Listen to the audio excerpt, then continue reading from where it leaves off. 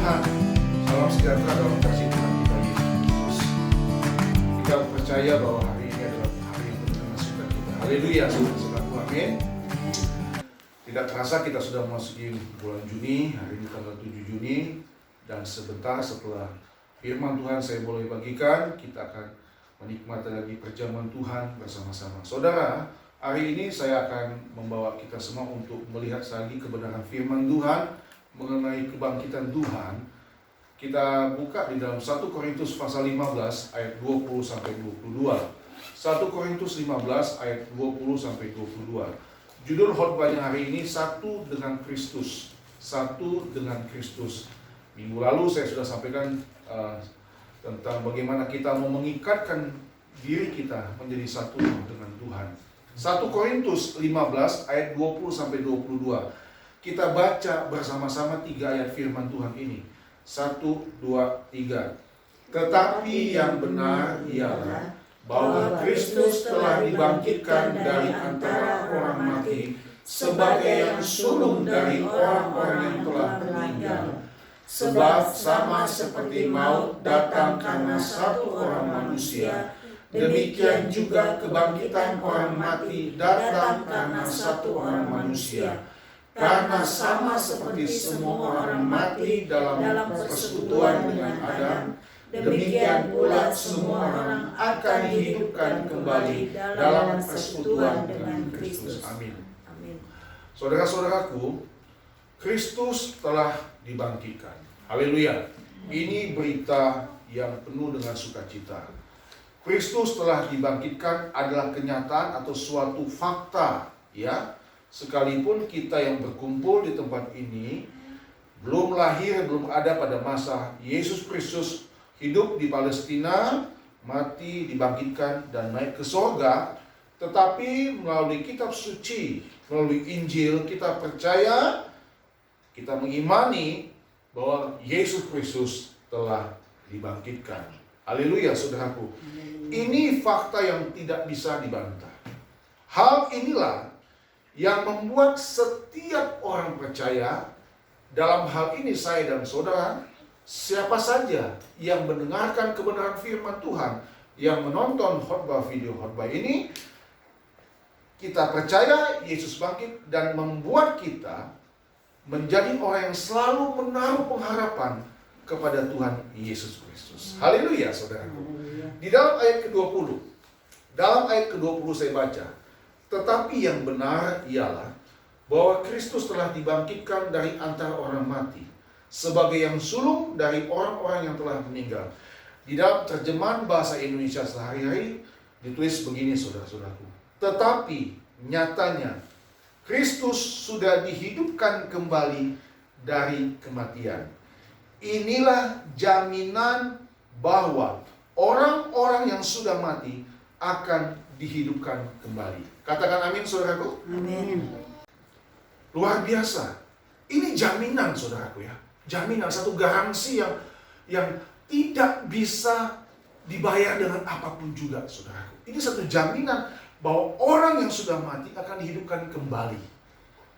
Nah, kalau kita mau naik sebentar di dalam ayat ke-17 dan ayat 18, saya minta satu orang tolong bacakan 1 Korintus 15 ayat 17 dan 18.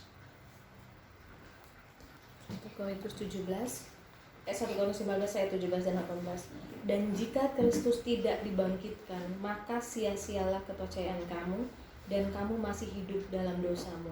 Demikianlah binasa juga orang-orang yang mati dalam Kristus. Ini kalau Kristus tidak dibangkitkan, saudara-saudara. Tapi fakta yang nyata, 3 hari setelah Yesus mati, dia bangkit dari antara mati. Haleluya, saudaraku. Sehingga Paulus menulis ini bagi saya dan saudara kebenaran firman Tuhan.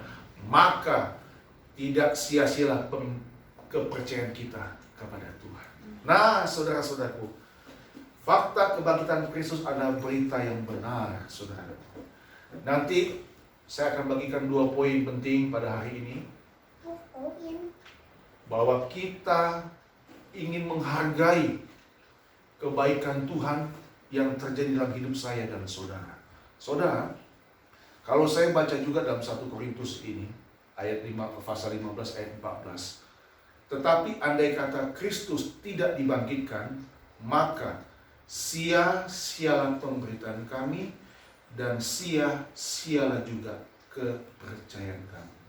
Jadi Kristus mati adalah salah satu kunci penting keimanan orang Kristen, saudaraku. Amin, saudaraku.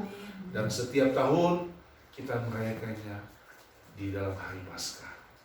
Tapi kita tahu bersama 2 bulan lalu ya, kita tidak bisa berkumpul untuk merayakan ibadah Paskah karena masa pandemi waktu itu sudah mulai ada di Indonesia. Tapi kita bersyukur ya saudara-saudaraku, hari-hari ini 1 minggu ini geliat ekonomi sudah mulai hidup kembali ya. Walaupun mungkin sudah tetap protokol kesehatan tetap dipergunakan, tapi geliat ekonomi sudah saya lihat udah mulai ada hidup kembali lah, khususnya di kota Cibinong kita, tempat kita tinggal ada saat ini, saudara-saudaraku ya. Nah, saudara, saya ingin kita melihat hal yang sangat penting di sini tentang kebangkitan Kristus ini. Bagaimana Tuhan menyelesaikan tugas yang maha penting ini. Karena kenapa, saudaraku? Kalau Tuhan Yesus tidak mau mati di atas kayu salib, saya mau katakan kepada saudara, maka saya dan saudara adalah orang-orang yang paling malang dalam dunia ini. Orang yang paling malang. Kenapa? Karena Yesus tidak mau menyelamatkan kita. Tapi puji Tuhan, Yesus rela mati dan bangkit mengalahkan maut. Nah, di dalam ayat ke-18, saya baca ya, ayat 18 dan lanjut ayat 19. Demikianlah binasa juga orang-orang yang mati dalam Kristus, kalau Kristus tidak dibangkitkan. Ayat 19. Jikalau kita hanya dalam hidup ini saja menaruh pengharapan pada Kristus, maka kita adalah orang-orang yang paling malang dari segala manusia. Sudah jelas. Hari ini kita harus bersyukur dan selalu bersyukur kepada Tuhan. Nah, setelah kita tahu Yesus dibangkitkan dari antara orang mati, maka keyakinan kita tidak jadi sia-sia. Tetapi, saudara-saudaraku, kita tidak boleh hidup sesuka kita. Memang dosa kita telah dihapuskan di kayu salib. Katakan amin, saudara. Tetapi bukan berarti kita tidak bisa jatuh atau berbuat dosa lagi, saudara. Kodrat dosa itu tetap ada. Iya. Maka itu kita tidak boleh percaya dengan pengajaran yang mengatakan sekali selamat, tetap selamat. Kita tidak bisa dan tidak mungkin kita menerima keyakinan, kepercayaan seperti itu. Keselamatan yang Tuhan anugerahkan harus terus kita kerjakan dalam kehidupan ini, saudara-saudaraku. Amin, saudaraku? Iya. Harus terus kita kerjakan, mempertahankan iman kita sampai kita menutup mata itu pekerjaan usaha yang sangat berat, saudara-saudaraku. Tuhan katakan, masuklah melalui pintu yang sesat dan sempit itu. Pikul salib, saudara-saudara. Amin. Mempertahankan iman kita kepada Tuhan dan mengerjakan keselamatan kita itu, menyenangkan hati Tuhan, itu pekerjaan yang luar biasa sulit, saudara-saudaraku. Kenapa? Karena kita masih hidup di dalam dunia. Kita berada dalam dunia yang semakin hari semakin jahat, fasik, penuh dengan kemunafikan. Ya.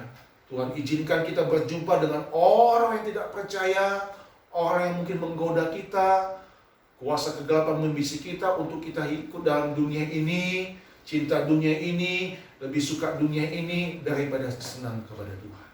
Tapi hari ini saya mau berkata kepada saudara, jangan sia-siakan kebaikan Tuhan. Nah, kita belajar pada hari ini, saudara-saudaraku, karena nanti kita akan lihat tentang Adam dan Kristus. Saudara, kita baca bersama 1 Korintus, bukan bersama yang 1 Korintus 15 ayat 21 dan 22. Tolong baca satu orang ayat mas kita tadi, 1 Korintus 15 ayat 21 dan 22. Iya. Sebab sama seperti maut datang karena satu orang manusia, demikian juga kebangkitan orang mati datang karena satu orang manusia. Karena sama seperti semua orang mati dalam persekutuan dengan Adam, demikian pula semua orang akan dihidupkan kembali dalam persekutuan dengan Kristus. Saudara, dari kebangkitan Kristus ini, dua hal saya mau bagikan pagi ini. sebelum saya tutup khotbah pada hari ini. Yang pertama, saudaraku, jangan permainkan kasih karunia Allah.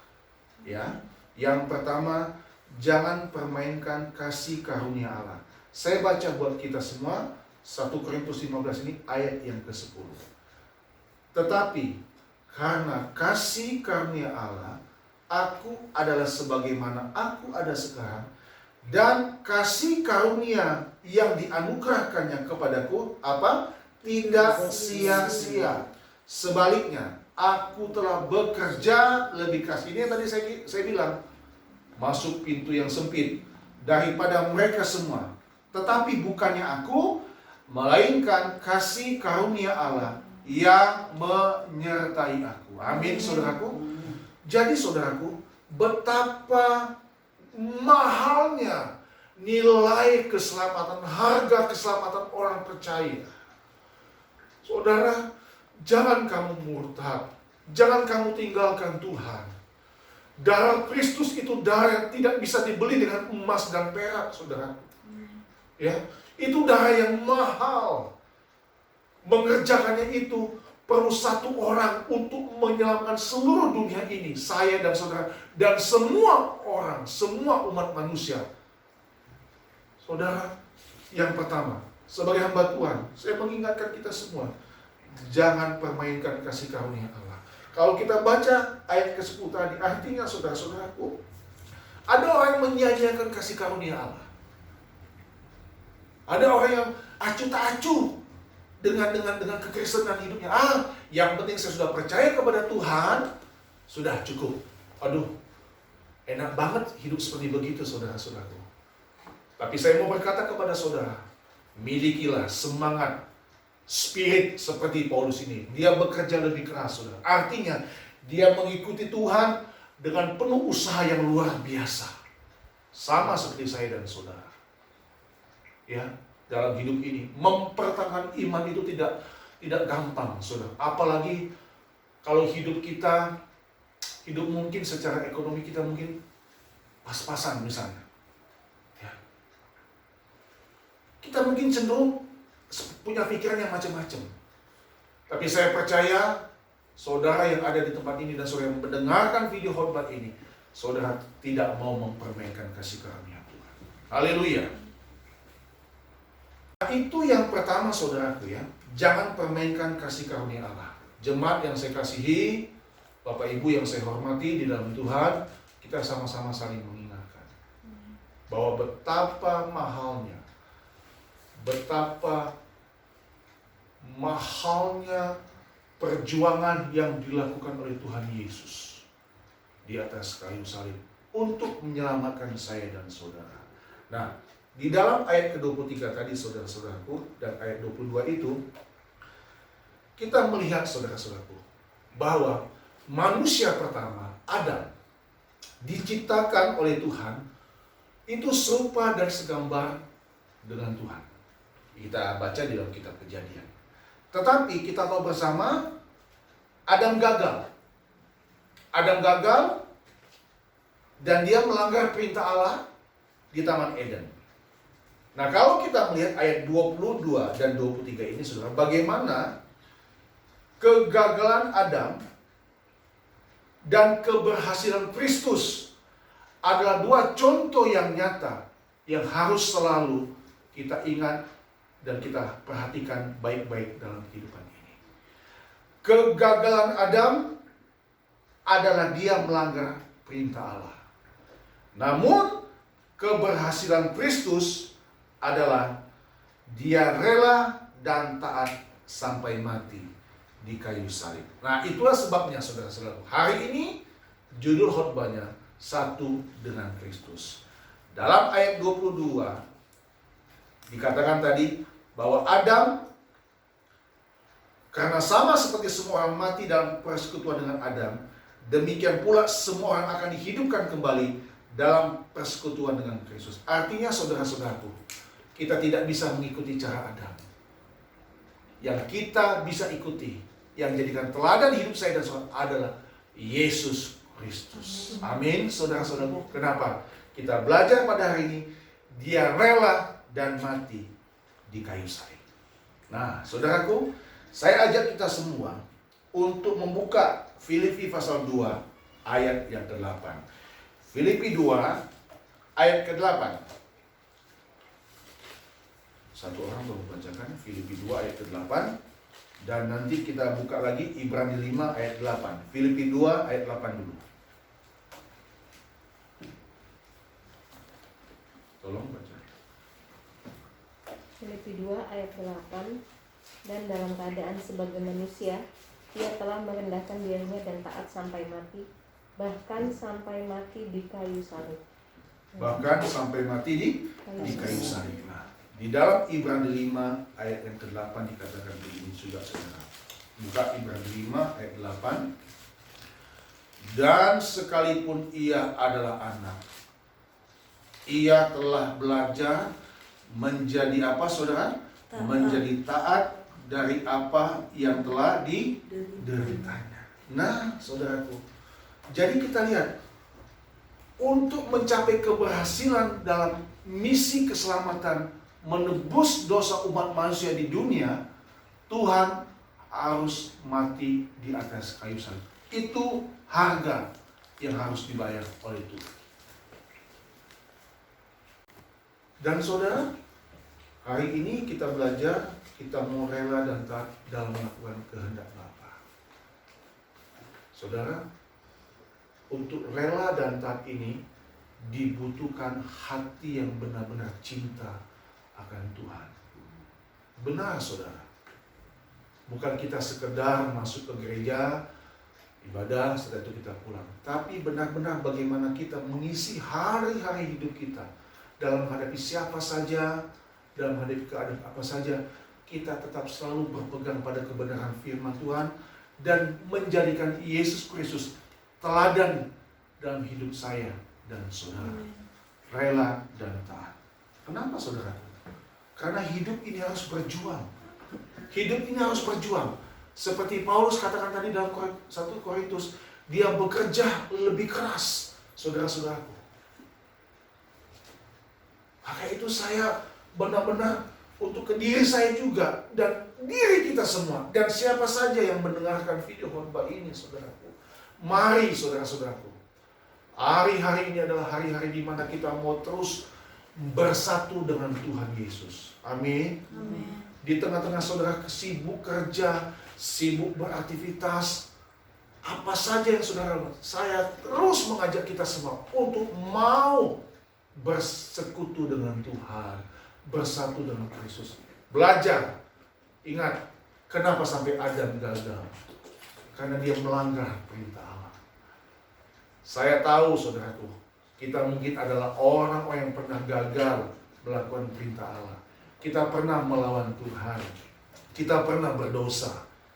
Tetapi pintu anugerah Tuhan masih tetap terbuka. Rahmatnya masih besar buat saya dan saudara. Amin. Ayo, kalau kita gagal, kita bangkit lagi. Kita bangkit lagi, saudara-saudara. Kita menyongsong kedatangan Tuhan kali yang kedua. Dengan mau hidup dalam kebenaran Tuhan. Hidup mengerjakan kebenaran Tuhan, menyenangkan hati Tuhan. Memang sulit, saudara-saudaraku. Kalau kita kembali kepada Filipi, kita buka lagi kita Filipi pasal yang ketiga. Saudara, perhatikan Filipi 3. Rela dan taat itu tidak gampang, saudaraku. Mungkin gampang untuk mengucapkan, tapi untuk dilakukan luar biasa sulitnya.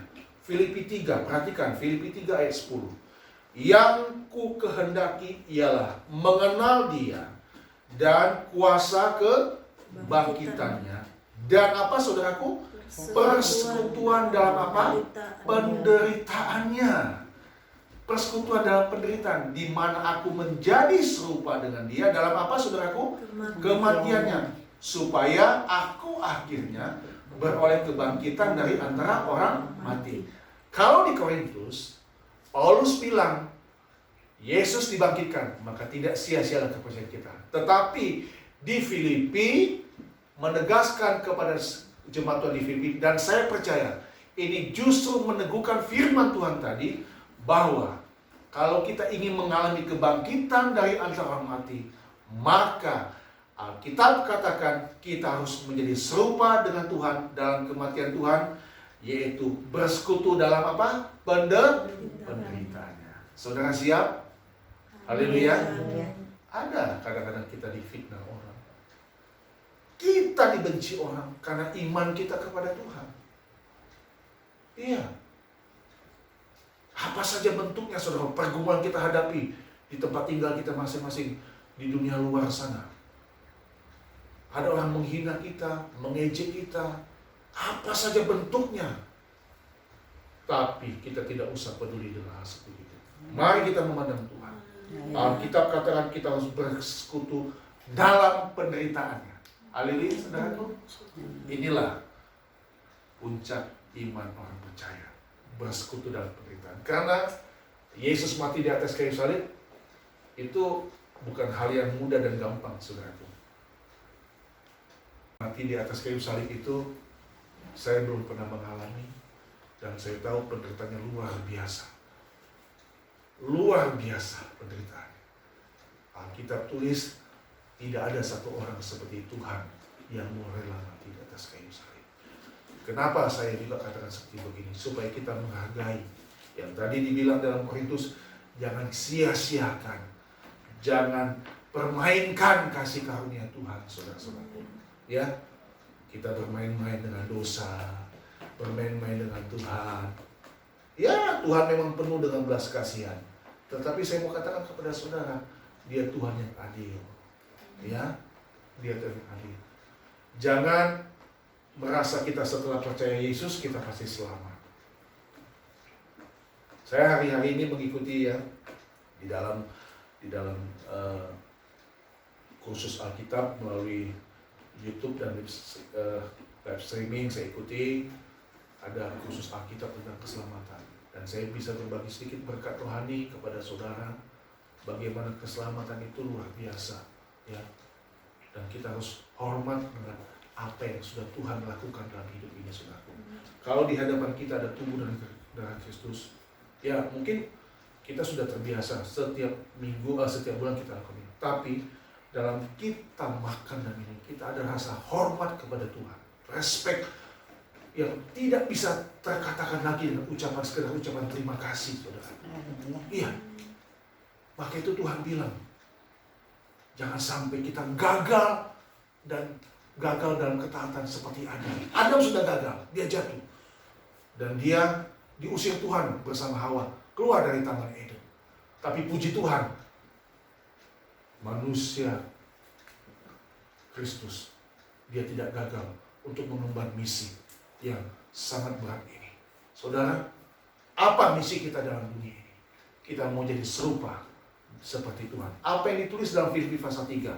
Supaya aku akhirnya beroleh kebangkitan dari antara orang mati. Saudara, ternyata untuk mengalami ini kita harus mati lebih dahulu. Untuk bangkit kita harus mati. Itu hukum. Di dalam Yohanes katakan, pohon yang ditanam, biji yang ditanam itu harus dia ditanam dulu di dalam tanah, baru nanti dia akan tumbuh. Ini bicara tentang kematian diri kita. Kematian akan apa? Kematian atas pergumulan hidup ini, saudaraku. Kedagingan kita, keinginan kita untuk memiliki segala banyak macam dalam dunia ini. Pengen ini, pengen itu, pengen ini, pengen itu. Kita belajar untuk mencukupkan diri dengan apa yang ada. Haleluya, saudaraku. Belajar. Di sana kita belajar tidak jadi orang serakah, tidak jadi orang yang tamak. Peduli dengan penderitaan orang lain. Punya rasa empati kepada kesusahan orang lain. Mau berbagi. Berbagi sedikit berkat kepada orang yang membutuhkan, saudara-saudaraku. Ya. Tidak perlu kita cuap-cuap banyak ngomong tentang firman Tuhan atau Alkitab. Tapi tunjukkan lebih dahulu teladan hidup kita lewat perbuatan kita. Haleluya. Karena kita berbeda, saudara. Berbeda. Kita ada di dalam dunia ini, tapi tunjukkan bahwa kita punya beda. Ya. Saya percaya kita datang ke tempat ini bukan karena kewajiban kita. Selalu saya suka katakan, kewajiban. Jangan, saudara. Jalankan hidup ini dengan cinta kita kepada Tuhan. Amin. Cinta kita kepada Tuhan. Kalau mau diikuti mungkin malas kita mau beribadah. Tapi saya percaya kita datang ke rumah Tuhan karena kita mencintai Tuhan. Haleluya. Karena kita ingin memberikan yang terbaik buat Tuhan, saudara-saudara. Karena sebenarnya kita tidak pernah bisa membalas kebaikan Tuhan. Haleluya saudaraku. Jadi hari ini kita belajar ya bagaimana kegagalan Adam dan keberhasilan Tuhan Yesus untuk melakukan misi yang luar biasa. Tuhan berkati kita, Tuhan tetap tolong kita di masa-masa sulit seperti begini saudaraku. Ingat terus ya, ingat bahwa ada satu pribadi yang rela mati buat saya dan saudara. Dia pribadi yang pantas layak, harus kita agungkan. Dan dia bangkit dari antara mati untuk membawa saya dan saudara pada kehidupan yang kekal. Tetapi keselamatan itu tidak boleh kita sia-siakan. Kasih karunia Allah tidak boleh kita permainkan. Kerjakan terus keselamatanmu sampai kita menutup mata. Tuhan Yesus memberkati kita semua. Haleluya.